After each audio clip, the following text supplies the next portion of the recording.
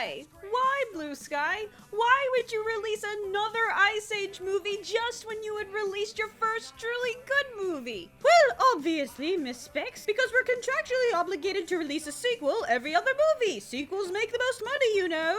Well, hard to argue with that. You let this happen, families of the world. Though this does keep in line with the pattern of every animation company created after the 80s milking the ever-loving life out of their first major success, as well as the pattern that I completely forget about the Blue Sky movie every year when I make my worst to best list. The Ice Age series has repeatedly been what I like to call airplane entertainment. Something that's just there to fill time and is just barely entertaining enough to sustain you through an incredibly uncomfortable experience, but not something that anyone would choose if they had literally any other option. But to be fair, Blue Sky can do silly Looney Tunes physical comedy well, and I can honestly say that there have been moments in all of the Ice Age movies where I have laughed. But even silly animated humor still needs an intriguing backdrop and characters with personality, especially for a feature-length film. But the Ice Age concept and characters and stories have just never been particularly interesting. They were intriguing enough for being original and fresh when they first came out, but by the third movie, with no change in their character dynamic, the formula was just forgettable. In fact, in this movie, the main three and their accumulated token females are impressively ineffectual, giving the screen time to pretty much anyone else, like these dinosaur bird things that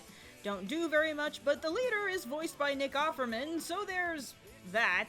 The Geotopians, who are immortal because magnets. Yep. Crash and Eddie, of course, but the real star of the movie who does more than anyone else is the return of Simon Pegg as Buck from Dawn of the Dinosaurs. He's the one who deciphers the asteroid collision, he comes up with the solution, and he's easily the funniest and most entertaining character in the entire thing. Which means, like, half of the stuff he says is funny. I do like his perpetual cheerfulness, even while saying horrifying things. Hey, you can be happy if you're also smart and useful. But his antics can get old, and then he periodically consults with his hallucinogenic Neil DeBuck Weasel. Yes, voiced by the real Tyson, who was also recruited to be a scientific consultant for this movie. A scientific consultant for an Ice Age movie.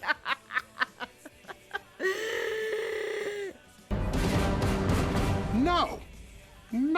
But Buck's energy and humor is not shared by the rest of the characters. All other attempts at comedy ranges from dull to juvenile to cringeworthy. Though, like the last movie, Sid's grandmother deserves something. But Sid is the most useless that he's ever been, but the special award for wasted time and talent goes to Jesse Tyler Ferguson as the Shangri-Lama. Less than 3 minutes on screen, and not a single thing he says is funny or even pleasant. Seriously, why was this guy even here? Also, you need to cut the squirrel. Enough with the dumb squirrel. It's fine for a teaser, heck, it's even fine for an opener and a closer. But you should not be breaking up the story every 10 minutes to cut back to it. It's going to get old very fast. However, being forgettable and juvenile is one thing, but where every movie tends to be at its absolute lowest are the character subplots. Save for the very first movie, which still holds up okay, but any of the following subplots pertaining to romances or family are executed in the most boring and conventional way possible. The clumsy wooing of the temperamental last female, the over-obsessive, overprotective baby preparation, the teenage anguish of getting into the in crowd,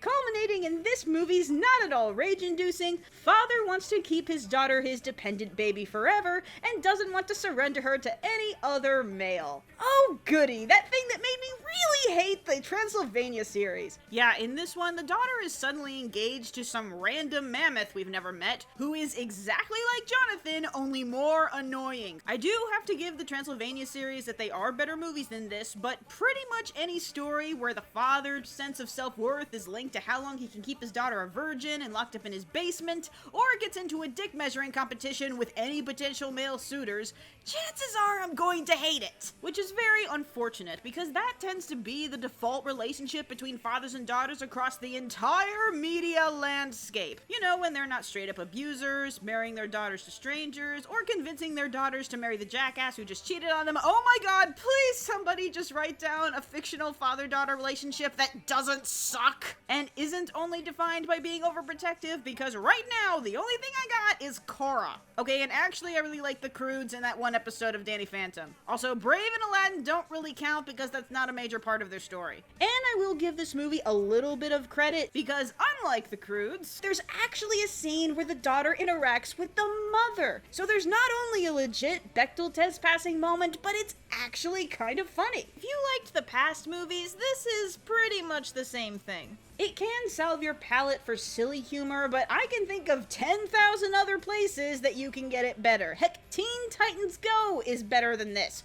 Oh yeah, I just said that. I don't think the score should be quite that low. I mean, if Norm of the North gets 8, this should be at least double that because the animation isn't garbage. But it's not funny enough to spend on a ticket, and the story definitely isn't interesting enough to sustain it when it's not funny. Where I had no significant reaction to Secret Life of Pets until the last 30 seconds, but at least had a cohesive, if formulaic story and 2 standout characters, so the second graph looks like this.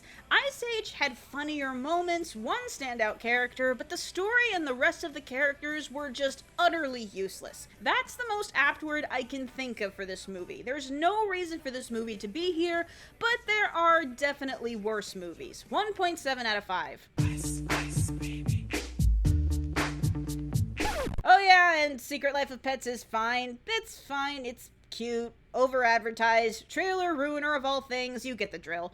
Nothing good, nothing bad, nothing interesting, except for that one point where it suddenly crosses over with Sausage Party for no reason. Oh yeah, that's the next thing I'll be looking at. Man, all these brightly colored CGI comedy fests. Man, I could really use something drastically different in theaters to really brighten up this summer. Yes!